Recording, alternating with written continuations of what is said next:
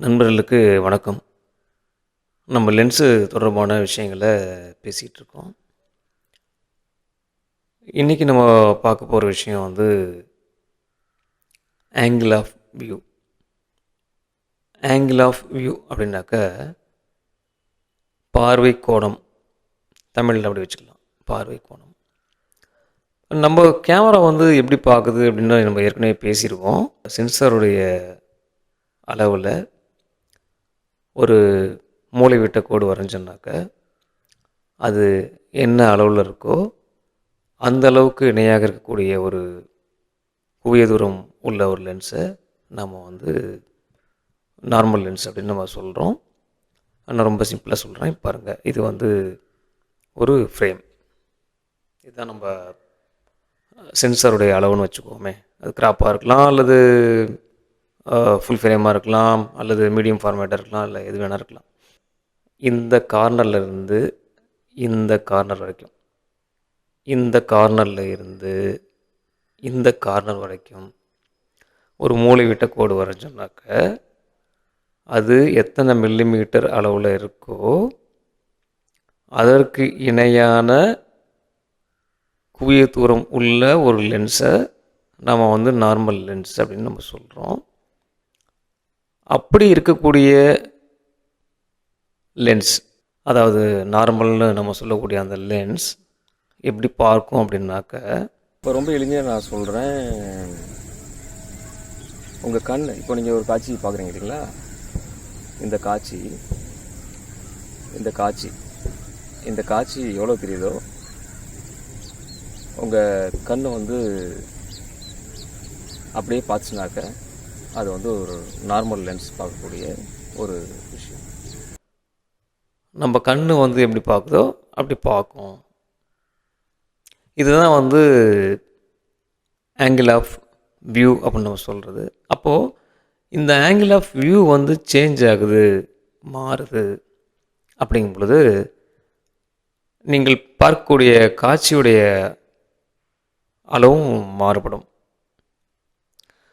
இப்போது உங்களுடைய பார்வை கோணம், அதாவது இன்னும் ரொம்ப நான் எளிமையாக சொல்கிறேன். நம்ம இந்த மூலைவிட்ட கோடு சென்சாருக்கு போட்டோம் இல்லையா, இந்த மூலைவிட்ட கோடுக்கு இணையாக இருந்துச்சுனாக்க அது நார்மல் லென்ஸு. அதாவது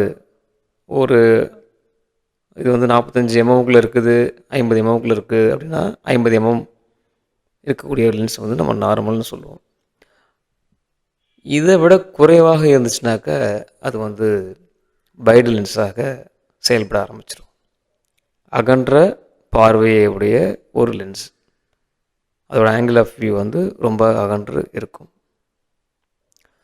சரி, இப்போ நம்ம இந்த அளவு ஒரு 50 mm ஒரு உதாரணத்துக்கு வச்சுக்குவோம். ஆனாக்கா லென்ஸுடைய குவிய தூரம் ஒரு 100 mm இருக்குதுன்னு வச்சுக்கோங்களேன். அப்போ அது டெலிஃபோட்டோ லென்ஸாக மாறிடும்.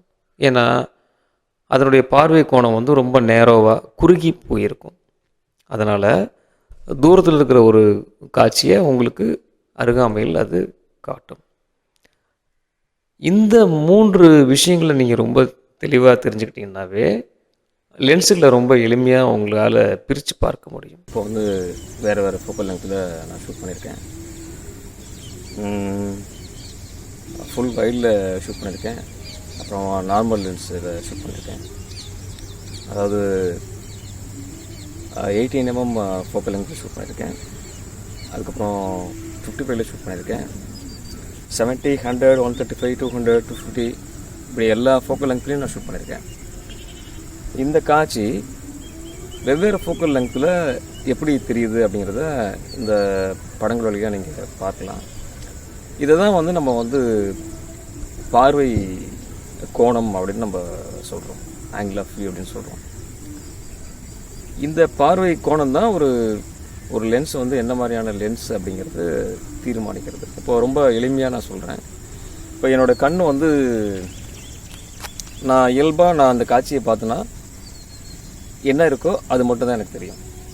ஆனால் இதுக்கு பதிலாக நான் என்னோடய பார்வையை கொஞ்சம் இப்படி இடமாகவும் இப்படி வலமாகவும் திருப்பினா எனக்கு எவ்வளோ காட்சிகள் அகலமாக தெரியுதோ அந்த மாதிரி தெரிஞ்சிச்சுன்னா அது வந்து அகன்ற பார்வை கோணத்தோடைய ஒரு லென்ஸ். ஸோ அதை வைட் லென்ஸ் நம்ம சொல்லலாம். நான் வந்து பார்க்குற காட்சி, தூரத்தில் பார்க்குற காட்சி எனக்கு இவ்வளோ விஸ்தீர்ணமாக எனக்கு தெரியாமல் பக்கத்தில் நெருங்கி வந்துடுச்சு அப்படின்னாக்க அதை வந்து நம்ம டெலிஃபோட்டோ லென்ஸ்னு நம்ம சொல்லுவோம். ஏன்னா அதோடைய பார்வை கோணம் வந்து ரொம்ப கம்மி. அதனால் தூரத்தில் இருக்க காட்சி வந்து அருகாமையில் இருக்க மாதிரி நமக்கு தெரியும். அதாவது உங்கள் கண்கள் எப்படி பார்க்கின்றதோ அதே மாதிரி ஒரு லென்ஸ் பார்த்துச்சுனாக்க அது வந்து நார்மல் லென்ஸ். நீங்கள் கண்களில் பார்ப்பதை விட அகலமான காட்சியை உங்கள் லென்ஸ் பார்த்துச்சுனாக்க அது வைட் லென்ஸ். நீங்கள் சாதாரணமாக கண்களில் பார்ப்பதை விட அருகாமையில் ஒரு காட்சியை உங்கள் லென்ஸ் காமிச்சதுனாக்க அது டெலிஃபோட்டோ லென்ஸ். இந்த படங்கள் மூலிமா உங்களுக்கு சில விஷயங்கள் புரிஞ்சிருக்கும். இதற்கு அதாவது இந்த நார்மல், வைடு, டெலி இந்த லென்ஸுகளுக்கு உள்ளார உள்ள உட்பிரிவுகள்லாம் என்னங்கிறத நம்ம அடுத்த வீடியோவில் இன்னும் ரொம்ப எளிமையாக பார்க்குறதுக்கு முயற்சி பண்ணலாம். நன்றி.